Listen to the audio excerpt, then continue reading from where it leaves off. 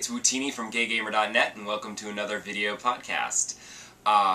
You may notice a few things that are a little different this time. First off, the hair. Second off, the ring. That's right, I turned 40 this weekend. I know, shocker. And my boyfriend decided to make me feel young again by proposing. So we're now officially engaged. Changed Facebook statuses, that's how you know it's for real. We're planning the wedding now. Now, if only New York State could get their shit together and actually legalize gay marriage, then we wouldn't have to go elsewhere in order to sign a piece of paper and make it official. But we're waiting until 2012, so hopefully they can get their act together by then, because that'll be our 20th anniversary together. That way I don't have to learn another date, because I can barely remember the one anniversary, and you make me have to learn two. It's not going to happen. But that leads me into what I wanted to discuss this week, which is age.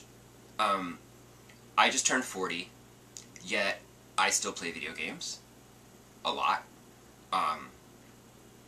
And not just, you know, like Assassin's Creed and Rock Band and whatever. I'm playing Animal Crossing. I play things like Wii Party.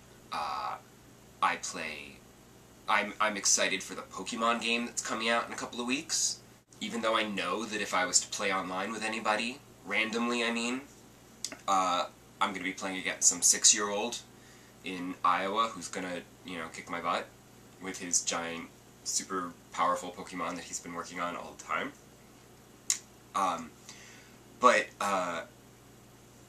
I don't think that there's an age limit. In our website, in our forums, there is a thread devoted to the over 30 gamer crowd.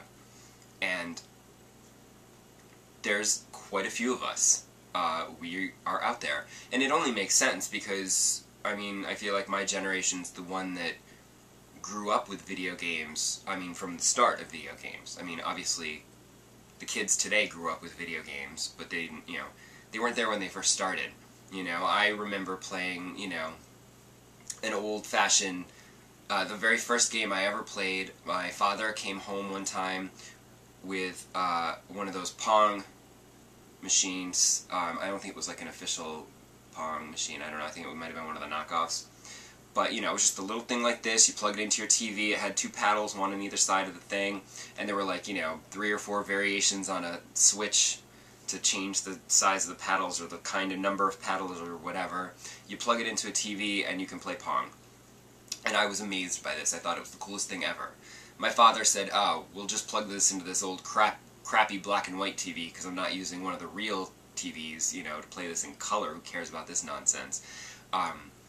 But that was my first experience with video games, and I loved it. And there was a family around the corner from me that I used to love to babysit for because they had an Atari 2600, and I used to go over there and play, you know, once the kids went to bed, I was like, yeah, and you go to bed, and now I play Atari. And I could play whatever they had, and, I mean, I played everything.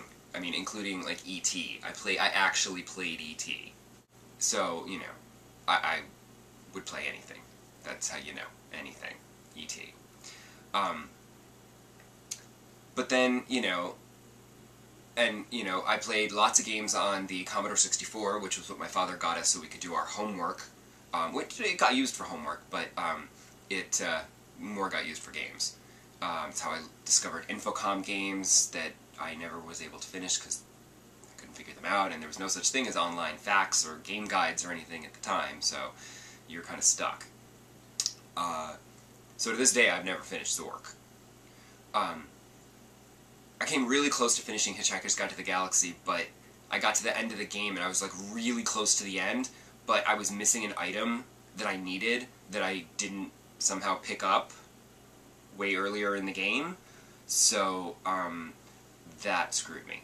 But yeah, I played all that stuff. My little brother got an NES, and I played a bunch of stuff on that. And then it wasn't until college where I really decided that I was gonna, you know, when I had the money for myself, and I didn't have to rely on my parents to buy me a console, that's when I splurged and bought myself a Sega Genesis, and there was no looking back. And ever since then, once it's been me and my own money, I've been buying every console that's been put out. Well, not every console. I never bought a Sega Saturn. But I think everything else, then, yeah. Like everything Nintendo, all the Sony consoles, I have everything. Even the portables. Except for the Virtual Boy. Never bought a Virtual Boy. As much as I love 3D, couldn't bring myself to buy a Virtual Boy. It's too weird. But, you know, my generation started with the Atari 2600 and the Intellivision and ColecoVisions and stuff like that. You know, so we were there at the start. So, of course we're still going to be playing games. And we love, I'm sure as much as I do, everyone else of my generation loves the fact that we can now play games like Assassin's Creed or Rock Band. And they're so much more creative, and the graphics are stunning, and it's so real and amazing.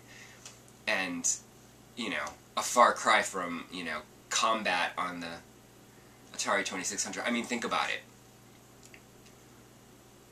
Look at Oblivion, and then think about how that came from, like, adventure on the Atari 2600. It's amazing how far we've come. These kids today don't know how good they've got it. Like, these kids today, they grew up on this stuff. These kids today, their first console was a PlayStation. They don't know from the old classic stuff what we had to... I was going to say what we had to endure, those crappy graphics. Those weren't crappy graphics, those were amazing. Like, that was amazing to us, those giant pixels floating around the screen. Yeah, it's a tank, wow! You know, asteroids, ah! You know? And I remember my friend got a ColecoVision, and I remember going to his house and being like, these graphics are amazing! It seems so weird to think about it that way. But, yeah. I don't think that there's anything wrong with, gamers of all ages. Any age can play games. I mean, thanks to the Wii, you now have it in old people's homes who probably never played a game before, and now they're playing with the Wii.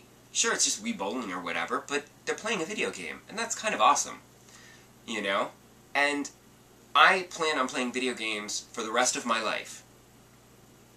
Until the arthritis cripples my hands so much I can't hold a controller. And even then, I'm hoping by that point, they'll have invented some kind of other way to control games that is not physical. Maybe you could just strap electrodes to your temples and then just mentally control the game or something. Because if I can't physically move around and jump and dance or whatever the next stage of Kinect might be, or, you know, hold a controller and press buttons, it's fine. Maybe you can just mentally control it.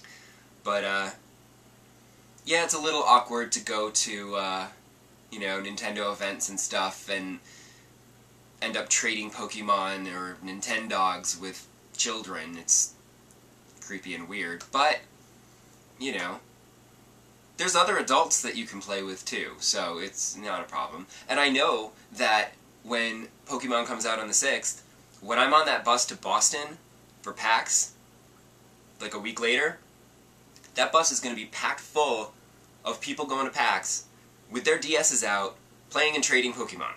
I can guarantee it. So I'm hoping I can get some really good ones.